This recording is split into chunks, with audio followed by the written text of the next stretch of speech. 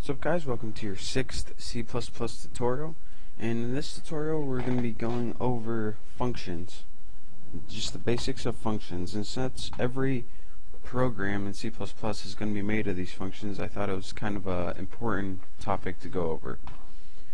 Now the first programming thing that we're going to want to do here is include some basic functions that are built right into C++. And these are going to be some basic math functions. So right by your include IOStream, we're going to want to include another library, and it's called the CMath library. So type include and then type in CMath, just like that. Now that we included the CMath library, we can use all the built-in math functions that C++ has to offer. So let's go in our function body and give our function main some instructions. The first thing that we're going to want to do is declare our first variable. And to do this, we're going to want to use the variable type double, just like 2. And then we're going to want to name our first variable. We'll just name it num1 to make it easy. Now what double is pretty much just a real number. Just C++ uses the term double. I don't know why, but they do. And that just means real number. So now that we have that, let's just output a basic task on the string. We're going to output pick your number, and let's just end that line so it goes to a new line. As you can see, I have pick your number end line. So right now all we have is the text pick your number, and we're moving to a new line. Now we're going to want to assign a value to variable number 1. So to do this, use the cin. Now whatever number the user types in, it's going to be assigned to the variable num1. So if they type in 12, num1 is going to have the value of 12. If they're going to type in 82, so on and so on. The next thing we want to do is get a new variable.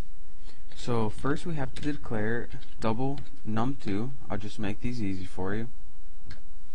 But now num1 has a value, but num2 doesn't.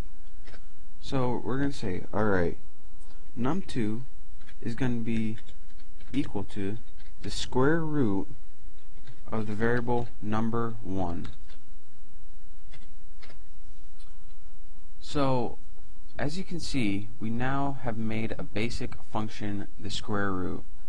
And as you can see, we don't need to type any extra code or tell C++ how to get the square root. It already knows automatically. And this is one of the many basic math functions that C++ has in its CMath library. So this is a way where you can make basic calculations without having to type a whole bunch of code. So now we have the variable num1, which is going to be assigned whatever value we tell it.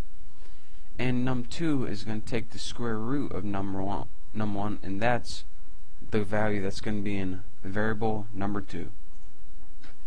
And lastly, let's just output on our screen to see our results. So cout equals, let's just type the square root of num1, and move this over so you can see the square root of the variable number 1 is num2. Now just make sure to end the line right there. And as you can see, I can use these two less than signs to join all of these strings together, and I don't need to put it on every new line. And that's another thing that can save you time when you're just outputting basic text on the screen. So let me save this, compile and run it. Hopefully I don't have any errors. And as you can see, it says pick your number, and let's pick 81. Now press enter, and it says the square root of 81 is 9. And again, just to recap once more, for the very first thing you can't forget to use is the C math, because this allows you to use all these basic math functions. Declared our first variable, allowed the user to say what that variable's value was.